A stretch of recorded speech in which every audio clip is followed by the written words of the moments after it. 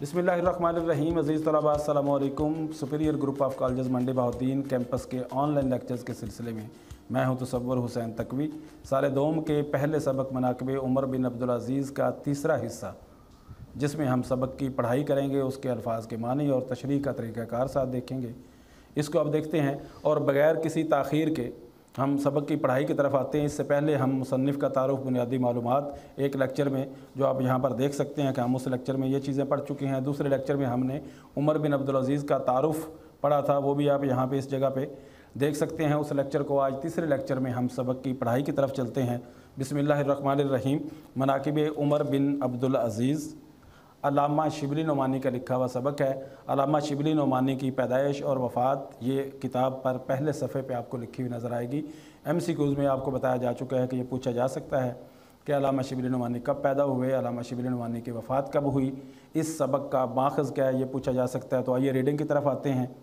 मनाक़िब उमर बिन अब्दुल अज़ीज़ अल्लामा इब्न जौज़ी जो मशहूर मुहद्दिस गुज़रे हैं, हज़रत उमर फ़ारूक और हज़रत उमर बिन अब्दुल अज़ीज़ के हालात में एक किताब लिखी थी जिसका नाम था सीरतुल उमरैन। अब अल्लामा इब्न जौज़ी कौन थे, इनका दौर क्या था, ये आपको यहाँ स्क्रीन पे तौज़ीहात में नज़र आ रहा है।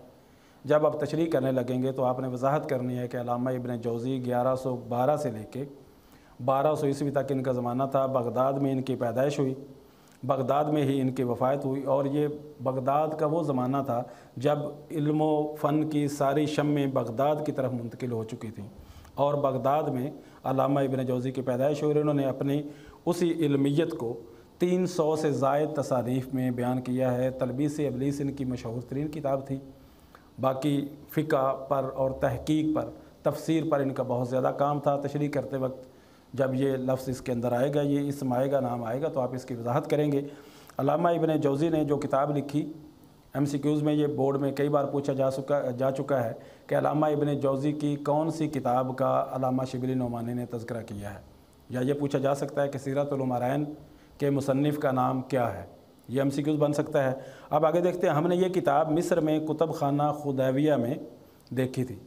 अब खुदैविया कुतुब खाना क्या था, शिबली मिस्र की बात कर रहे हैं, और पहले लेक्चर में आपको बताया जा चुका है कि अल्लामा शिबली नोमानी ने एक सफ़रनामा लिखा था, सफ़रनामा रूम व मिस्र व शाम, और उसमें उन्होंने जब मिस्र में गए तो वहाँ पर चूँकि तहकीकी ज़हन था उनका और अपने काम के सिलसिले में ही गए हुए थे, तो उन्होंने वहाँ पर मिस्र में कदीम कुतुब खाना है, कुतुब खाना खुदैविया, कुतुब खाना यानी लाइब्रेरी, खुदैविया की लाइब्रेरी में ये किताब उन्होंने देखी थी, सीरतुल उमरैन। ये पूछा जा सकता है कि अल्लामा शिबली नोमानी को सीरतुल उमरैन कहाँ पर मिली, तो ये MCQs बन सकता है। इसको भी अंडरलाइन कर लें आप। MCQs याद करते वक्त इसको जहन में रखिएगा। खुदैविया की आप वजाहत करेंगे कि आम तौर पर ये सूरत हाल थी कि जैसे ईरान के जितने हुक्मरान होते थे, शहनशाह या बादशाह थे, वो अपने नाम के साथ कैसर लफ्ज़ इस्तेमाल करते थे। इसी तरह से जो मिस्र के हुक्मरान थे वो अपने नाम के साथ फ़िरौन का लफ्ज़ इस्तेमाल करते थे। लेकिन वो हज़रत मूसा और फ़िरौन वाला जो सिलसिला था, उसमें फ़िरौन जिस कदर वो बदनाम है, तो उसमें वो कोई ज़्यादा फ़ख्र अपने साथ महसूस नहीं करते थे अब फ़िरौन लिखने का। और मोहम्मद अली पाशा एक हुक्मरान गुज़रा है मिस्र का, उसने सबसे पहले अपने नाम के साथ फ़िरौन लफ्ज़ हटा के खुदैब लफ्ज़ लिखा। खुदैब के लुग़वी माना मालिक के हैं, आका के हैं। तो मोहम्मद अली पाशा ने सबसे पहले अपने नाम के साथ खुदैब का लफ्ज़ इस्तेमाल किया, और उसके बाद जितने हुक्मरान आए उन्होंने अपने नाम के साथ खुदैब का ही लक़ब इस्तेमाल करना शुरू कर दिया। और चूँकि उनके दौरे हुकूमत में ये लाइब्रेरी मौजूद थी या बनी थी, तो इस वजह से इस लाइब्रेरी का नाम भी कुतुब खाना खुदैविया पड़ गया। तो शिबली बयान करते हैं कि हमने ये किताब मिस्र में कुतुब खाना खुदैविया में देखी थी। इससे अल फ़ारूक के लिए बहुत से मुफीद मालूमात इंतखाब किए थे।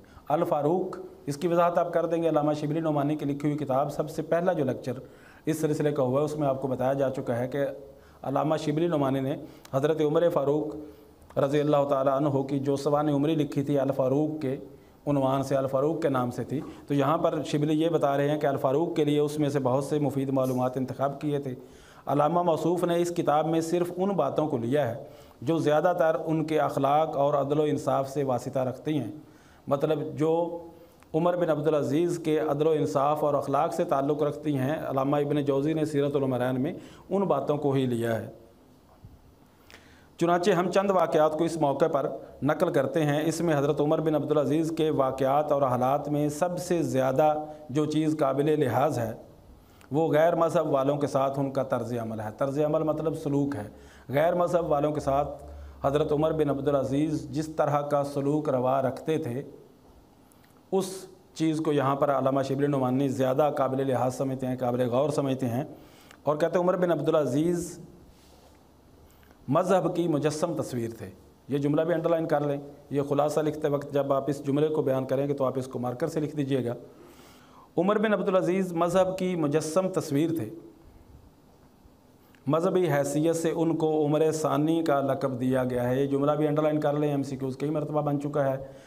मज़हबी हैसियत से उमर बिन अब्दुल अज़ीज़ को क्या कहा जाता था? उमर सानी कहा जाता था। यानी पहली उमर हज़रत उमर फ़ारूक और दूसरे उमर सानी उमर बिन अब्दुल अज़ीज़। इसलिए गैर मज़हब वालों के साथ उनका जो तर्ज़ अमल था वो उनकी शख्सी हालत नहीं बल्कि मज़हब इस्लाम का असली तर्ज़ अमल है। इन वाक़यात में से हम एक वाक़े का ज़िक्र करते हैं। यहाँ पर इस पैराग्राफ में आप देख लें कि मज़हबी हैसियत से उनको क्या कहा जाता था। ये चीज़ काबिल लिहाज है। अल्लामा इब्न जौज़ी की किताब का तज़किरा है, वो आप बयान करेंगे। खुदैब को आप बयान करेंगे। खुदैब किस हवाले से कुतुब खाना खुदैबिया अल्लामा इब्न जौज़ी की वजाहत आप करेंगे। ये तशरीह तलब चीज़ें हैं, इनकी वजाहत आपको की जा चुकी है। स्क्रीन पर आप इनकी वजाहत यहाँ पे देख भी रहे हैं। और इसमें गैर मज़हब वालों के साथ उनका जो ताल्लुक़ है उसका पहला पैराग्राफ यहाँ पर आ रहा है। अब उसको देखते हैं। एक दिन उमर बिन अब्दुल अज़ीज़ मसनद खिलाफत पर, मसनद खिलाफत मतलब अपने खिलाफत के तख्त पर, अपने तख्त पर मुतमक्किन थे, मतलब बैठे हुए थे। एक ईसाई ने जो हिम्स का रहने वाला था, हिम्स शाम का शहर है और उसकी वजाहत आप स्क्रीन पर यहाँ पर देख सकते हैं। उसके बारे में आप थोड़ी सी वजाहत कर देंगे। स्क्रीन पर जो चीज़ें मौजूद हैं इनको आप अपनी तशरीह में इस्तेमाल कर लेंगे।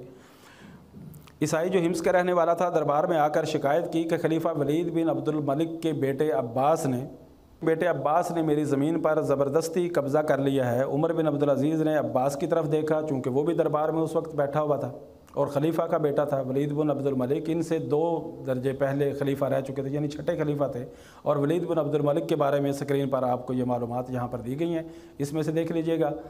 उमर बिन अब्दुल अज़ीज़ ने अब्बास की तरफ देखा। अब्बास ने कहा, ये ज़मीन मुझको खलीफा वलीद ने, यानी मेरे बाप ने, वलीद ने बतौर जागीर अनायत की थी। चुनांचे इसकी तहरीरी सनद, इसका रिटन प्रूफ मेरे पास मौजूद है।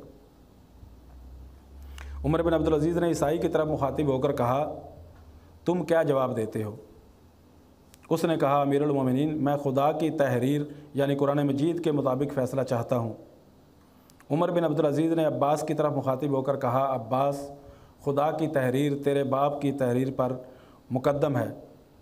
ये कहकर वो ज़मीन अब्बास के कब्ज़े से निकाल कर ईसाई को दिला दी। अज़ीज़ तलबा, आपने इसमें देखा कि वो ईसाई है लेकिन इसके बावजूद वो कुरान मजीद के मुहक्कम होने पर यकीन रखता है। उसे पता है कि कुरान मजीद कभी भी किसी मज़लूम का, किसी गरीब का हक़ गस्ब करने का नहीं कहेगा। तो उसने फिर बजाय तौरात के या अपनी किसी किताब के मुताबिक फ़ैसला लेने के, उसने कुरान मजीद के मुताबिक फ़ैसला लेना चाहा। और उमर बिन अब्दुल अज़ीज़ ने बजाय अपने ख़ानदान के एक फ़र्द को तरजीह देते या उसको वो कोई फेवर देते, कोई उसको हमायत देते, उन्होंने जो कुरान मजीद के मुताबिक असल फ़ैसला था, जो हक़ का फ़ैसला था, वो कर दिया। और यही बातें जो आपको पहले लेक्चर में उमर बिन अब्दुल अज़ीज़ के तारुफ़ में बताई गई हैं, यहाँ पर उसकी आप एक मिसाल देख रहे हैं कि गैर मज़हब वाले हैं लेकिन इसके बावजूद जो शख्स हक़ पर है वो उसको तरजीह दे रहे हैं। तो अज़ीज़ तलबा, आपने देखा कि जो मनाक़िब उमर बिन अब्दुल अज़ीज़ यानी हज़रत उमर बिन अब्दुल अज़ीज़ के तारुफ़ में जो चीज़ें आपको बताई गई थी उनमें से एक वाक़या ये भी बिल्कुल उनके साथ मिलता है। अब आप इस सबक की पढ़ाई करेंगे और मुकम्मल जो इसके बाकी पैराग्राफ्स हैं सारे उनकी आप पढ़ाई करेंगे। मुश्किल अल्फाज के माने वगैरह वो आपको यहाँ पर फराहम कर दिए गए हैं। और बाकी इसी हवाले से जो मुआवन मटेरियल है इसकी तशरीह के लिए वो भी यहाँ स्क्रीन पर आपको नज़र आ रहा है। इस मुआवन मटेरियल के साथ आप इस सबक की तशरीह करेंगे और मज़ीद आपको अगर कोई मुश्किलात होंगी तो आप हमारे इसी चैनल पर आप नीचे कमेंट बॉक्स में जब कोई चीज़ आपको मुश्किल अगर पेश होगी तो वो आप पूछेंगे तो वो आपको फराहम कर दी जाएगी। बहुत शुक्रिया।